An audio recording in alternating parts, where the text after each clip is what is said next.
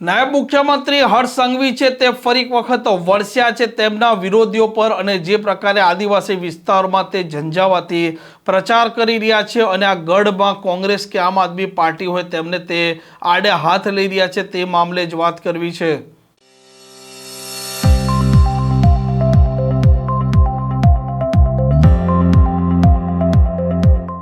નમસ્કાર, આપ જોઈ રહ્યા છો હોટલાઇન ન્યૂઝ અને હું છું આપની સાથે તોફિક ગાંચી। નાયબ મુખ્યમંત્રી હર્ષ સંઘવી અત્યારે ઝંઝાવાતી પ્રચાર કરી રહ્યા છે આમ આદમી પાર્ટી અને કોંગ્રેસના નેતાઓ અને તેમના નિવેદનને લઈને તે સતત આકરી પ્રતિક્રિયા આપી રહ્યા છે અને આદિવાસી વિસ્તારોમાં ધારાસભ્ય અનંત પટેલ જે કોંગ્રેસના છે અને ધારાસભ્ય ચૈતર વસાવા જે આમ આદમી પાર્ટીના છે તે અનેક વખત ભારતીય જનતા પાર્ટી છે તેમને જળ જમીન અને જંગલના મામલે ઘેરતા હોય છે, પરંતુ હવે નાયબ મુખ્યમંત્રી હર્ષ સંઘવી તેમનો પણ વારો નામ લીધા વિના પાડી રહ્યા છે। કોંગ્રેસ દ્વારા ષડયંત્ર રચીને આદિવાસી સમાજનો આ દેશના હિતમાં, આઝાદીમાં અને આ દેશના મહત્વના કામમાં જે ફાળો રહ્યો છે તો ભૂલાવી લેવા માટેનો એક ખૂબ મોટું ષડયંત્ર એ કોંગ્રેસ દ્વારા રચવામાં આવ્યું હતું। એ કોંગ્રેસીઓને ઉખાડી ફેંકવાનું કામ એ મારા આદિવાસી જિલ્લાના ભાઈ બહેનો દ્વારા કરવામાં આવ્યું છે।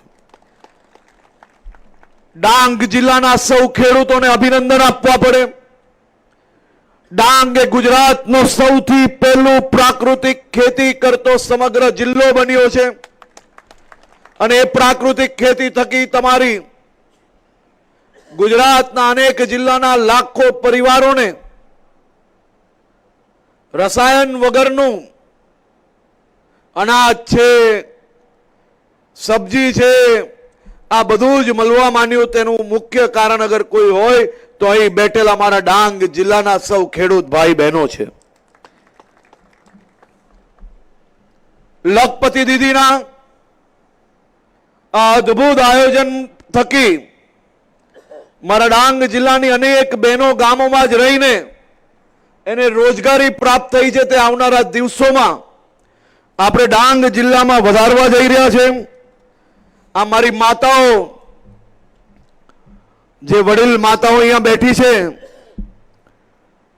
જેમને કોંગ્રેસનું શાસન જોયું છે, જેને કોંગ્રેસના સમયમાં કોંગ્રેસના દુશાસનના કારણે આપણા ગુજરાતના મારા આદિવાસી ભાઈ બહેનોને જે તકલીફ વેઠી છે તે વડીલોને પાક્કો અંદાજો હશે। અહીંયા કયા વડીલો એવા બેઠા છે કોંગ્રેસનું દુશાસન જોયું હોય, શાસન જોયું હોય, રાજ જોયું હોય? અનેક વડીલો એવા છે જે મોટી સંખ્યામાં કોંગ્રેસના દુશાસનમાં તેમને આદિવાસી સમાજ ઉપર થતો અત્યાચાર એ પોતે જોયો છે। અને અહીંયા અમારી માતાઓ બેઠી છે। બેન, આ કોંગ્રેસના સમયે પાણી ભરવા કેટલે દૂર જવું પડતું હતું, કેટલું છેટું જવું પડતું હતું? જરા જોરથી હાથ ઊંચો કરીને કે 2 કિલોમીટર। કેટલા? 2 કિલોમીટર। 2 કિલોમીટર જવું પડતું હતું કે નહીં? જરા હાથ ઊંચા કરો તો ખબર પડે મને। 2 કિલોમીટર દૂર સુધી પાણી ભરવા જવું પડતું હતું। હવે આપણા મોદી સાહેબનું રાજ આવ્યા પછી ગામે ગામ અને ઘરે ઘર પાણી પહોંચાડવાના કામ ચાલુ થયા। ગામે ગામ પાણી પહોંચ્યું ને હર ઘર નલ થકી તમારા ઘર સુધી પાણી પહોંચાડવાના કામો બી મોટા ભાગના કામોમાં ગામોમાં પૂર્ણ થઈ ગયા। અભિનંદન આપવા પડે કે નહીં? આભાર માનવો પડે કે નહીં? વનબંધુ કલ્યાણ યોજના હેઠળ પાકા રસ્તાઓ આપણા ગામો સુધી પહોંચ્યા। પહેલા ગામોમાંથી આવવા સુધી આવતા કેટલી વાર લાગતી હતી વડીલો? કેટલા? 3 કલાક। અને આજે અડધા કલાકમાં। કોંગ્રેસના રાજમાં 3 કલાક લાગતા હતા, આજે અડધો ને કલાકની અંદર તમે અહીંયા પહોંચી જાઓ। એ કામ તમારા સૌના માટે જરૂરી હતું કે નહીં હતું? ગામે તાલુકાએ શિક્ષણની નવી વ્યવસ્થાઓ ઊભી થઈ। ચૂંટણીના સમયે કેટલાય લોકો તમને આવશે। હા, આવે એટલે એક એકનો હિસાબ કરવાનો છે કે નહીં? તો મારે મારા વડીલોને ખાલી એટલું જ પૂછવું છે કે તમે સૌ લોકો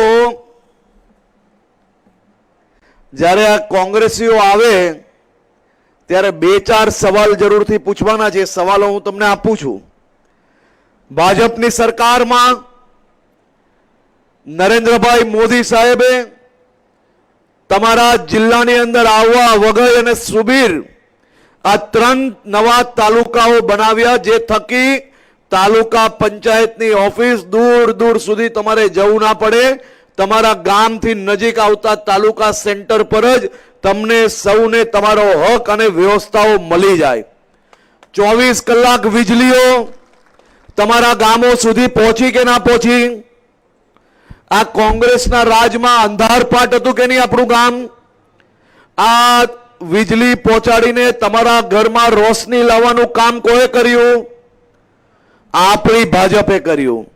કાકરાપાર આધારિત પીવાના પાણી માટે 866 કરોડ રૂપિયાની યોજના થકી મારા ડાંગના લોકોને સીધો લાભ આપવાનું કામ કોને કર્યું? આપણી ભાજપે કર્યું. ડાંગ જિલ્લાના આદિવાસી સમાજના મારા હજારો પરિવારોને 10,000 થી વધારે ખેડૂતોને કરીબન 10,000 થી વધારે હેક્ટર જંગલની જમીન કોએ પાછી આપી તમારા નામે? જરા જોરથી બોલો. આપણી ભાજપ સરકારે. તમે રહેવા લો ભાઈ. આ આપણી ભાજપ સરકાર નહીં આવી હોત તો જંગલની જમીન કરીને તમારી જમીન ક્યારેય પાછી તમને મળતે? આ આપણી ભાજપની સરકારે તમને પાછી આપી. આ આપણા આહવા અને વઘઈમાં લાઇબ્રેરી થકી તમારા દીકરા દીકરીને ભણતર પ્રાપ્ત થઈ શકે તે માટે ભારતીય જનતા પાર્ટી દ્વારા નવી લાઇબ્રેરીઓ બનાવવામાં આવી. વઘઈ અને સુબીરમાં નવી કોલેજો બનાવવામાં આવી. આહવા ખાતે આદિવાસી સાંસ્કૃતિક ભવન બનાવવામાં આવ્યો. નવી જિલ્લા પંચાયત ભવન થકી મારા ડાંગ જિલ્લાના સૌ નાગરિકોને નવી વ્યવસ્થાઓ મળશે. અહીંયા કેટલાય લોકો દરરોજ ક્યાંક ને ક્યાંક સરકારી કચેરીમાં કામ માટે જતા હશે. સરકારી કચેરીમાં મારી બહેનો જાય, નાના નાના દીકરા દીકરીને લઈને જાય તો એને રમાડવાની વ્યવસ્થાઓથી લઈને જે આપણા વડીલો છે તેના માટે લિફ્ટની વ્યવસ્થાઓ થકી આપ સૌ લોકોને કોઈ બી પ્રકારની તકલીફ ના પડે એવી વ્યવસ્થા કરવી પડે કે ના કરવી પડે? તો એવી જ વ્યવસ્થાઓ કરવા માટે તમારી આ ભારતીય જનતા પાર્ટીની ટીમ કામ કરી રહી છે. અહીંયા કેટલા લોકો એવા છે જે ખેડૂત છે, ખેતી જોડે જોડાયેલા છે? આ બહેનો ખેતી નથી કરતા? તો થોડો જોર કરો, જરા બધા એક સાથે કરો. હા. આ દર વર્ષે મોદી સાહેબ તમને શું મોકલે છે ખેડૂતોને? હા, 2,000 તો દર 4 મહિને મળે. વર્ષનો હિસાબ આપો. 6,000 રૂપિયા બધા જ પરિવારોને 6,000 રૂપિયા મળે છે દર વર્ષે. મળે છે કે નથી મળતા? તો આ કોણ તમને મોકલે છે? જરા જોરથી બોલો. જેને ના મળતા હોય ના બોલે ભાઈ. આ કોણ મોકલે છે તમને 6,000 રૂપિયા દર વર્ષે? અને આ મોદી સાહેબ આવ્યા એની પહેલા 1,000 રૂપિયા તમને આવતા હતા ક્યારેય?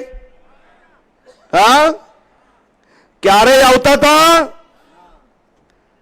તો આ તમારા હકના રૂપિયા જો મોદી સાહેબ આવતાની સાથે તમને મળવા માંડ્યા તો આ કોંગ્રેસિયાઓ જ્યાર સુધી શાસનમાં હતા ત્યાર સુધીના 6,000 રૂપિયા કોણ ખાઈ ગયું? કોણ ખાઈ ગયું? તો આ કોંગ્રેસીઓ હવે તમારા ગામમાં આવે તો આપણે એને પૂછવું પડે કે ના પૂછવું પડે કે આ 70 વર્ષ સુધી આ દેશ પર તમે રાજ કર્યું અને આ 70 વર્ષ પ્રમાણે મારા 6,000 રૂપિયા પ્રમાણે મને પાછા રૂપિયા આપો અને મારો મત લઈ જાવો, એવું માંગવું પડે કે ના માંગવું પડે? ખાલી 100 રૂપિયા લઈને આવશે તમારી પાસે મત માંગવા. કેટલા? આ કોંગ્રેસિયાઓ તમારા હકના વર્ષોથી જે રૂપિયા ખાઈ ગયા છે તે જ રૂપિયામાંથી જે વ્યાજ મળે ને એ વ્યાજનો બી 100માં ભાગમાં 100 રૂપિયામાં તમારો મત વેચાતો લેવા આવશે. એને અપાય મત? અપાય? એને શું કહેવાય? કેટલા વર્ષના રૂપિયા પાછા માંગવા પડે? 70 વર્ષથી 6,000 રૂપિયા જે ખાઈ ગયેલા તે પાછા માંગવા પડે કે ના માંગવા પડે? અને ડાંગ જિલ્લામાં તો ક્યારેક કોંગ્રેસ, ક્યારે ભાજપ, ક્યારે કોંગ્રેસ, કઈ બી કરીને આમ તેમ કરીને જે લોકો દોડા દોડ કરે છે એને પૂછજો કે અમારા ભાગના રૂપિયા જે કોંગ્રેસે ખાધેલા તેમાં તમારા ભાગે જે પાછા આવેલા તે રૂપિયા અમને પાછા આપી લો, પછી જ આવજો હવે અમારી પાસે. બોલો ભારત માતા કી. બધા પાસે માંગવો પડે ને હિસાબ, કે નહીં માંગવાનો? પોતે મહેલો બનાવતા જાય, પોતે નવા નવા ચારે દિશામાં નવા પ્રોજેક્ટો કરતા જાય, બધું ભેગું કરતા જાય અને ડાંગના લોકોને ઉલ્લુ બનાવે. એ મારા ડાંગના આદિવાસી ભાઈઓ ઉલ્લુ બનવા વાળા નથી ભાઈ. આપણે આ મજૂરી કોના માટે કરીએ છીએ? આપણા માટે કરીએ છીએ કે એ લોકો માટે કરીએ છીએ?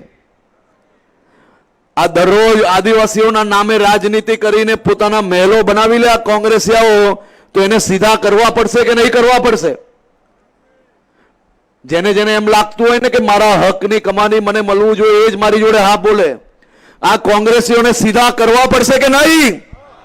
પાક્કું કરવા પડશે? હાથ ઊંચા કરીને મારી જોડે કે કરવા પડશે કે નહીં? કોંગ્રેસીઓને સીધા ગામે ગામથી એ લોકોને ભગાવવા પડશે. એકવાર હિસાબ માંગો, જો કેવા સીધા થઈ જાય છે.